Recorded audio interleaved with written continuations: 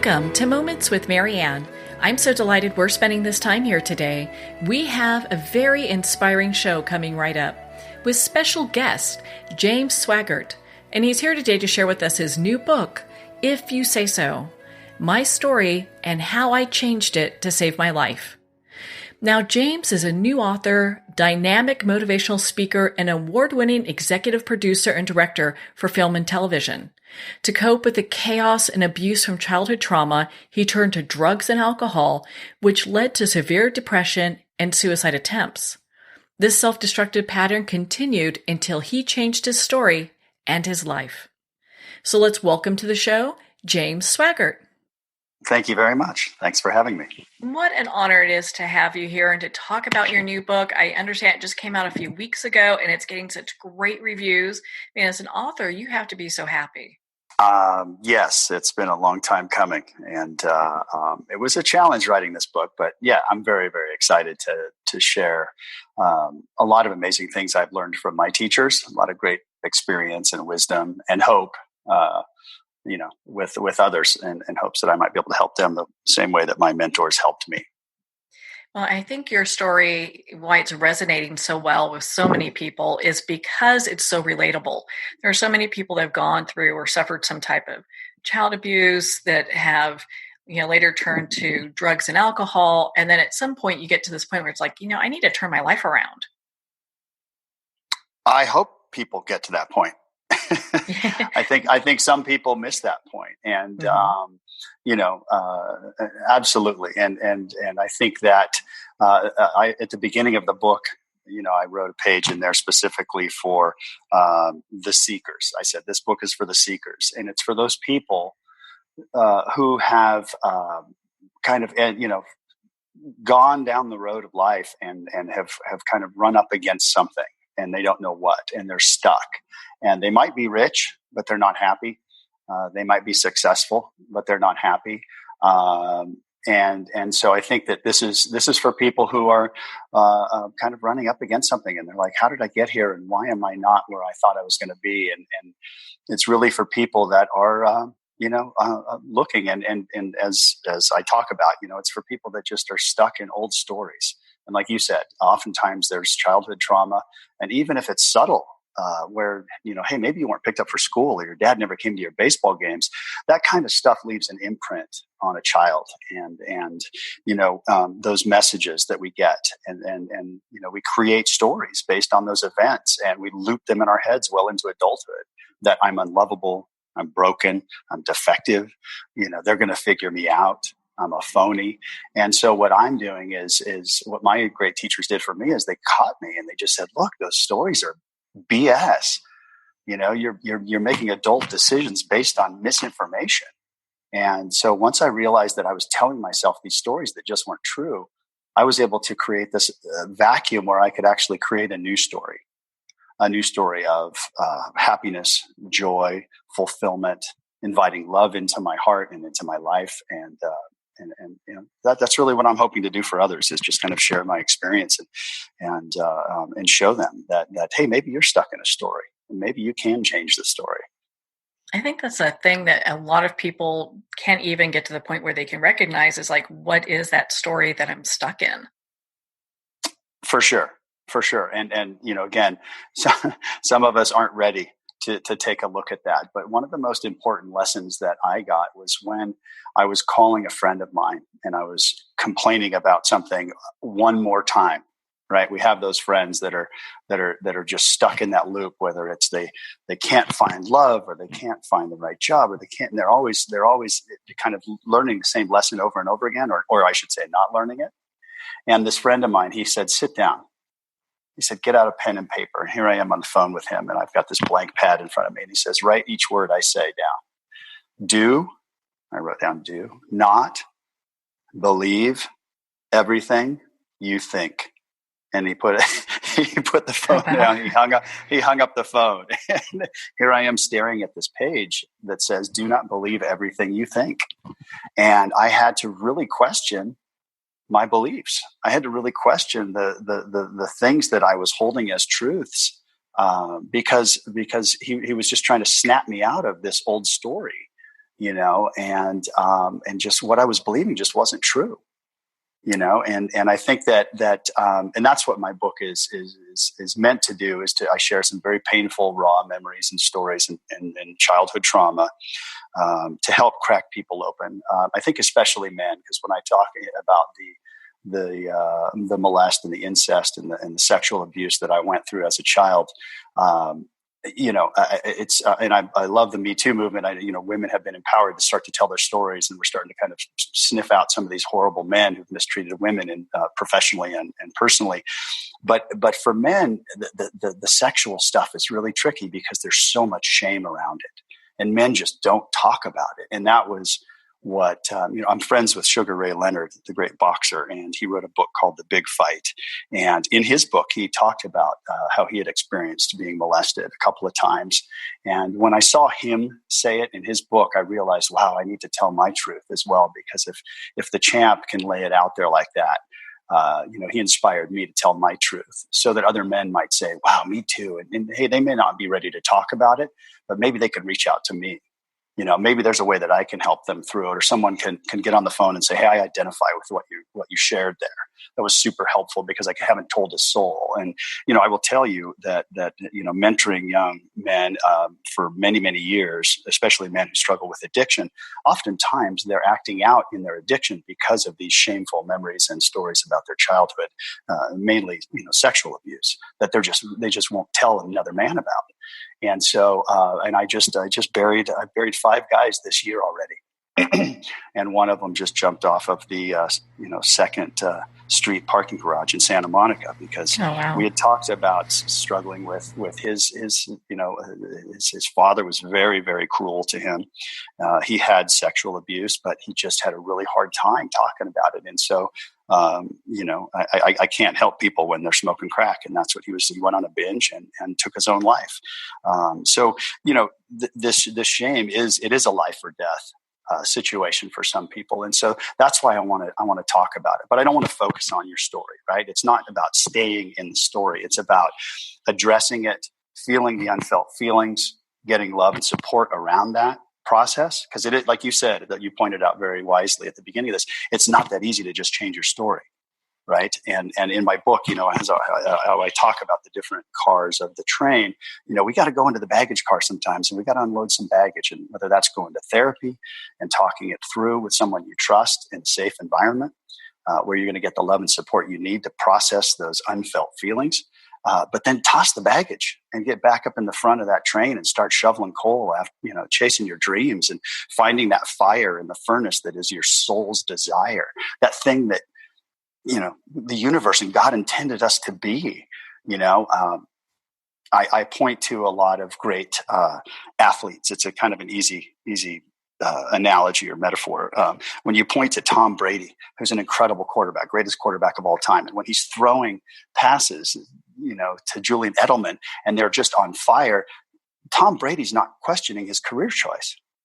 He's doing what the universe intended him to do and to be. I mean, there's no question. And the same thing, you could use any sport for this. Leo Messi, when he's kicking goals and scoring for Barcelona or Argentina, he's not questioning his choice for his path. He's right where the universe intended him to be. And I personally believe, Marianne, that everyone has that in them.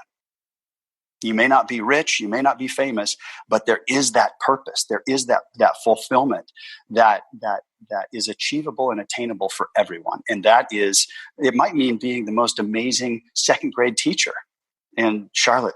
You know what I mean?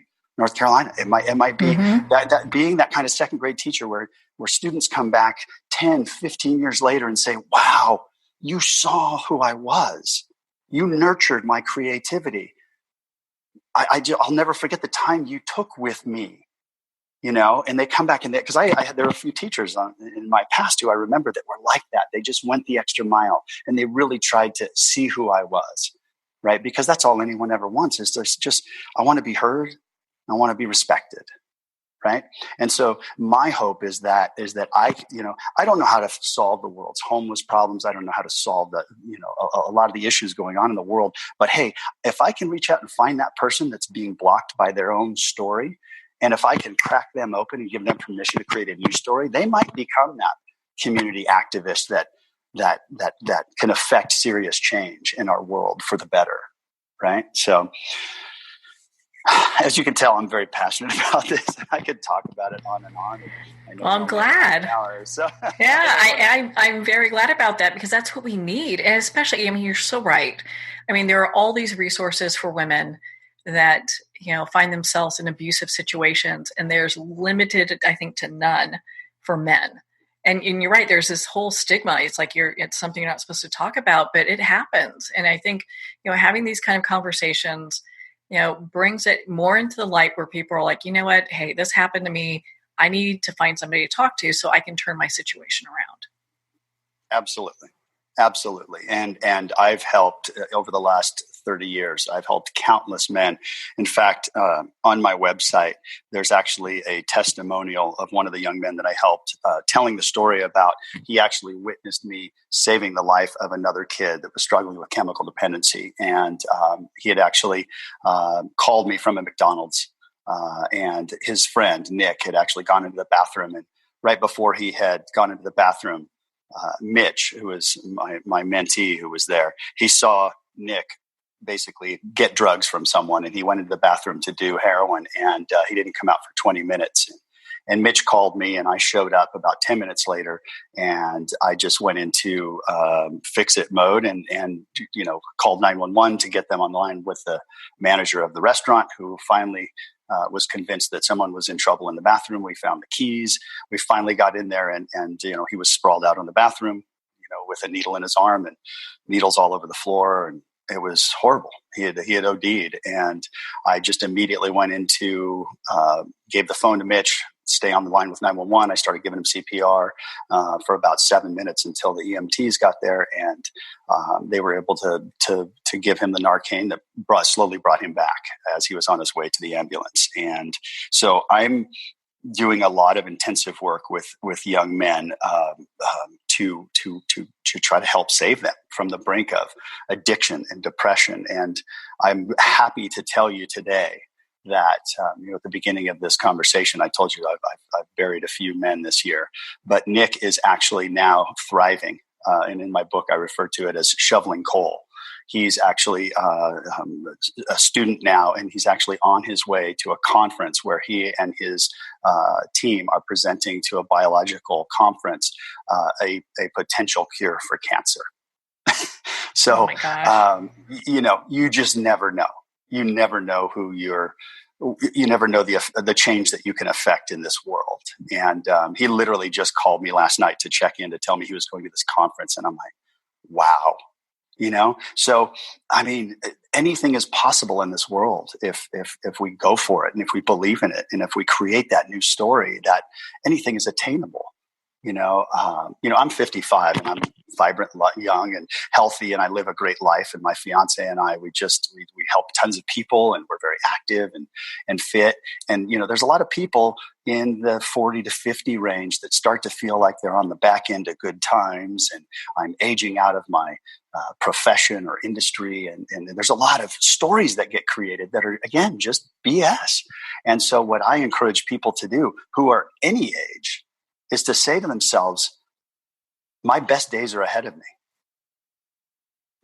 Because the mind is a powerful thing. When you even look at placebo effect of how people are given drugs, and people, they do a placebo study where 100 people are given drugs and 50 of those people are given a sugar pill. But a huge portion of the people taking the sugar pill still feel the positive effects of the medicine, even though they didn't take it. That's pretty incredible. It illustrates the power of the mind, of just what I believe in. And it's really fun. This book has created a movement, the title especially, because I have friends calling me after reading the book, and they're like, oh my God, like I said to myself 5 times this week, if you say so, because they're catching themselves in old stories that just aren't true and are based on old ideas. And then one of my friends, who's a producer out here in Hollywood, he runs a bunch of TV shows for Fox. He said, I've said that 10 times to my staff this week when they didn't think they could get something done. And he would just throw it back at them. If you say so, and all of a sudden people have to reevaluate what they're actually believing.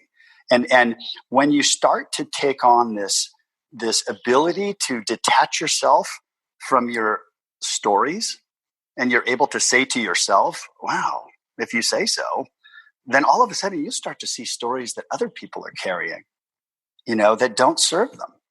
In fact, they're blocking us from actually pursuing our passions and from finding happiness, and true joy. I've been very successful. I've been very blessed with an amazing career. And, I live in Beverly Hills, and it's in a beautiful home. And, it's funny because there's a lot of people out there that will teach people how to get rich. And that's not what I'm about.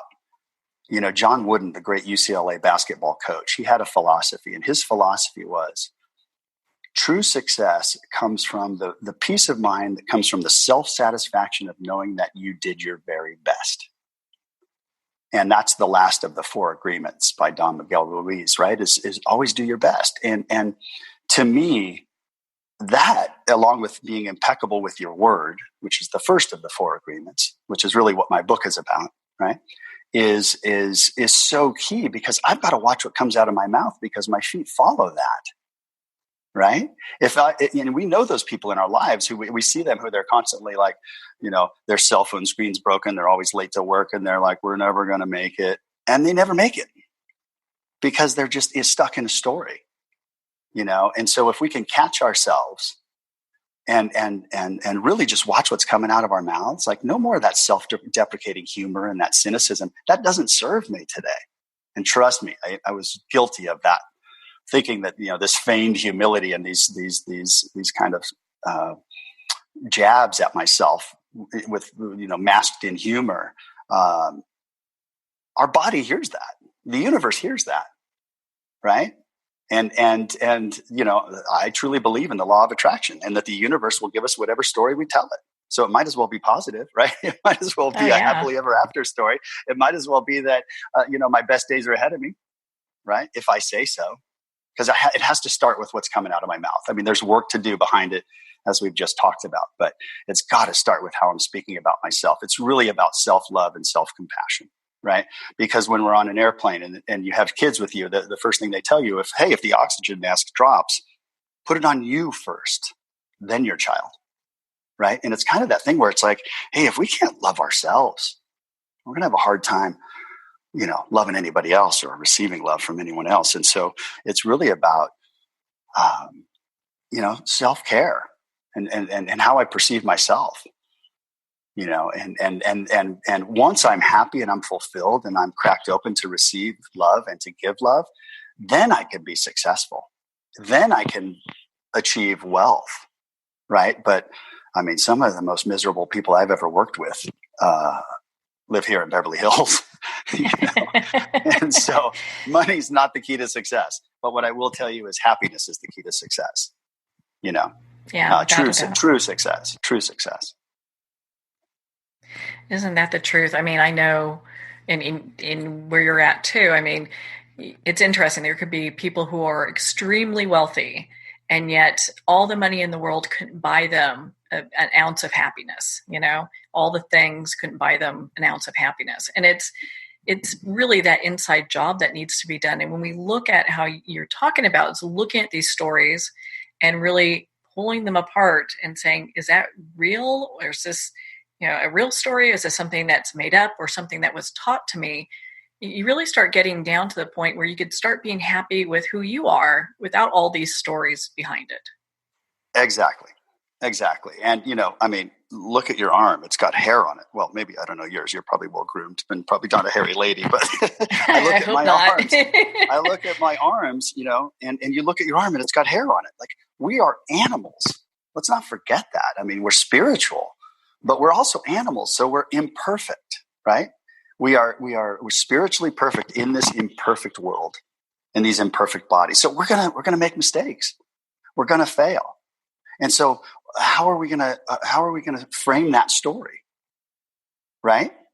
Are we going to let ourselves off the hook and trust ourselves and others to be human? Because people will let us down. Right? And so then what are we going to do with that? Right? And I mean, forgiveness is a huge part of this, right? Because, in my book, I talk about there were some things I couldn't forgive for 35, 40 years. And I hung on to that. And I thought that forgiveness meant letting that other person off the hook. But it doesn't. Forgiveness is about letting ourselves off the hook. Again, another act of self-compassion and self-love. Because, I don't know. I believe in karma. I've tested it too much. Every time I cut somebody off on the freeway, somebody cuts me off right away. So it's I know that, and again, one of the other 4 agreements in Don Miguel Ruiz's book is incredible about don't take anything personally. Whatever other people are doing perceivably at you is actually, that's just their trip. And they're going to do that to whoever's in the room, And so when I can detach from that kind of, judging and labeling everything that happens, right? Then I'm freeing myself for like, wait a minute. I'm not the victim of circumstance today. I can choose my own weather. And just like Abraham Lincoln said, people are as happy as they make up their minds to be. It's a choice. And that's what the book title implies, right? If you say so, the universe will give you whatever story you tell it. I want to let people know that don't know that they have a choice, that they have a choice, And it is a choice. And I didn't know it was a choice for a long time. I would just let the universe blow me around like a leaf in the wind and just end up in the mud puddles or wherever I was ending up, and all of a sudden when I was empowered by these amazing men and my wise teachers that were like, no, it's not how it works. We can set foot in the direction of truth and joy and love. And that's even how I work professionally. I take really good care of my people. I love everyone I work with and I love what I do and it shows. And, when you treat your staff like that, they'll take a bullet for you. Like they'll go to the ends. My team works really, really hard and I'm really, really proud of them. And, we produce top TV commercials for Apple and, all the networks and all the studios and all the brands and Google and, all the big tech brands. And it's like, my team works really, really hard. And it's funny, I write about this in the book, but one of the greatest management techniques I learned from my late dog trainer, Jonathan Klein. And when I was training my dog with him, he said, never correct your dog unless it's absolutely necessary. He said, what you want to focus on positive reinforcement. And not that my staff are dogs and I don't treat them that way. Well, I don't know. I treat my dog pretty good. So, but my staff, I don't admonish anyone, especially in public. If that's something that you're feeling like, especially professionally, that you're constantly having to discipline someone or admonish them, maybe they're not right for your team. And I also say this when I'm talking to corporations that, morale is not a line item on the P&L, but it definitely affects the bottom line. And you just can't have rotten apples in the barrel. I'm a big fan of Sir Richard Branson, and Richard Branson is just takes such good care of his people. And as a result, they work so hard for him and for the company and for each other, so, again, that's just constantly acknowledging even the lowest person on the totem pole. I want to know about them. I want to know what they're doing, what they're up to. Our receptionist just went on a honeymoon, and I was stoked for her and super happy that they had a great time. And she came back, refreshed and ready to get to work. So, I think that's really important. And it's really hard to take care of others if you're not taking care of yourself, right? It always starts at home first. You got to put the oxygen mask on you first, and then you can put it on everyone else. That's so true. And it's interesting because when we start in this place where we're able to love ourselves, that's kind of where the magic starts to happen. Things start to change around. Absolutely. Absolutely. And when I was able to I started writing this book about 5 years ago. I was actually writing 2 books. I was trying to write about my family, but as you read in the book, it was very painful. It was very challenging. Then I was also writing this book about my train metaphor. And the title of that book was Shoveling Coal, which is really about doing the work we need to do to achieve our dreams and to achieve happiness. And, I was struggling. And then all of a sudden it just kind of became really clear that, wait a minute, if I can mash these 2 things up, then that really gives me this great vehicle, literally and metaphorically, to convey all these great kind of nuggets of wisdom. And I was able to look back and see how these events that happened in my childhood created these stories that I felt broken. And I would say that to people. I would say that to my friends. It's like, after my divorce, I was like, I feel broken, and it's like, I understand the feelings of grieving the loss of a dream and grieving the loss of a marriage. But these stories were stories that I had long before I had ever even met my first wife, and long before that divorce, and were well after. And I was just really reacting off of misinformation about these stories. And it really came down to, I went and did the Hoffman Process up in Napa. Bob Hoffman created this incredible program, 7-day off the grid process. And, there were huge executives, CEOs from tech companies there, and plumbers and carpenters and people just there to try to, like, who kind of got to the middle of their lives, and they're like, why am I so miserable? What's going on? On paper, my life should be amazing, but I just feel miserable. And so this process really helps. And my fiance, Elizabeth, had done it 6 years prior, and she had told me about it. And my mentor had done it. He had suggested it. And so I'm like, I got to go do this. And so that was where I really was able to get cracked open and process those unfelt feelings of the sexual abuse that I had gone through, and really just kind of get flat with the universe, which is what I call it. That's what I do when I'm doing workshops with people and when I'm coaching people. It's like, we got to get flat with the universe, which means just have no karmic debt. Forgive the people you need to forgive, ask for forgiveness from those that you need forgiveness from, and just get flat so that you can move forward. Right? Because even some therapists are terrible because they just keep people looped in there every week. Let's go talk about the problem. And it's, if you're looped in that story, it's really hard to break out of it. And so, I believe in processing, those events, looking at the story, changing the story, and then really focusing on what's good and what's working, and living in gratitude for what you do have now. Because if you're not happy with what you got, you're never going to be happy with what you're going after. It just doesn't work that way. There's no pot of gold at the end of the rainbow. It's here right now, and it's written about in all the great religious books, even, that heaven is here on earth, and that's, I think, what they were referring to is that, wait a minute, we do have a choice, and it is spiritual, it's a very spiritual path, getting in touch with that spirit, that inner spirit. I opened the book with that story about the football game where I came in with my school spirit and was yelling for the team and became this kind of cheerleader for this team who I didn't even know, and was able to affect positive change in that. And so if people struggle with, the concept of God or concept of spirituality, it's like, I always start with the school spirit. Everybody can go to a, University of Texas. Sorry to offend Oklahoma people, but, any big school, Notre Dame, if you're in that stadium, that school spirit is palpable, right? And that's what we're talking about. It's that energy within us, that enthusiasm for life and for victory and for triumph. And that's how we tap into that and become a cheerleader for ourselves, and that's, I'm not a big fan of the life coach title. And so somebody said to me once, they're like, so you're like a life coach? I'm like, no, I'm more like a life cheerleader, because you already have the playbook inside you, in your heart and in your soul. I'm just here to help you crack that playbook open so you can win the game.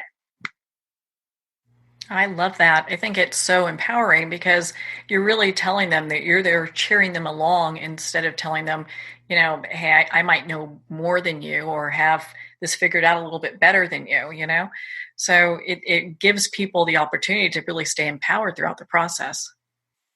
Absolutely. Absolutely. I want to touch on this before we get going. My goodness, time flies when you're having fun, and you're such a great person to talk with. And I'm so inspired by not only your book, but the work that you do. I'd love for you to share with us the program, the 141 program. Yes. Thank you for asking. I've had an amazing career and amazing life. And, some people are out there trying to learn how to be a life coach or a public speaker or an author because they want to make money or want to build another career out of it. I've had an incredible career and I've been really blessed. And so I think that the best messages are those that are inclusive. And so as opposed to having private conferences and expensive workshops or an expensive speaking engagement, I want my message to be available to everyone. And so I created this 1-for-1 program. So when Coca-Cola hires me to come out to Atlanta to speak to their corporate team, I will also do a non-paid pro bono speaking engagement with a charity of their choice, or an underfunded school in Atlanta, or a program that can really benefit from the message as well. So I do a lot of free talks because I'm happy to do that. I just did a pro bono talk for future doctors for the neuro camp at Keck School of Medicine here at USC in Los Angeles, and just speaking to seniors from high school that are going into the medical programs in colleges, and kind of speaking to future doctors about chemical dependency and my struggle with drugs and alcohol, and kind of ultimately how I came through that. And so I'm a big fan of being able to keep this message alive for everyone. And so that's what the 1-for-1 program's about, is to really keep the message inclusive and make it available to everyone. Well, I'm so glad that you do that. My goodness, what a service you provide. James, where can our listeners connect with you, learn more about your book, and be part of your community? Thank you for asking that. My website is jamessweigert.com. That's SWEIGERT. And the book's available on Amazon. You can follow me on Instagram and Facebook, as well as Twitter. And I'm also on LinkedIn. Those are the best places to keep up on any events where I might be speaking in your area. You can also request, if you have an organization or a company and you'd like me to come speak, you can also access my information on the website, jamessweigert.com. And thank you, Marianne. I really appreciate the support. Well, thank you, James. It's been such an honor to spend this time with you and to talk about your new book, If You Say So, My Story, and How I Changed It to Save My Life. Again, if you'd like to connect with James, you can at jamessweigert.com for more information. I'm also delighted to announce that the Kindle version of his book is available at Amazon today at a special rate. It's for 99 cents. So pick up the book, read it, and change your life. Well, we're at the end of our time today. I would like to thank everyone for tuning in. You're listening to Moments with Marianne. And remember, make every moment count.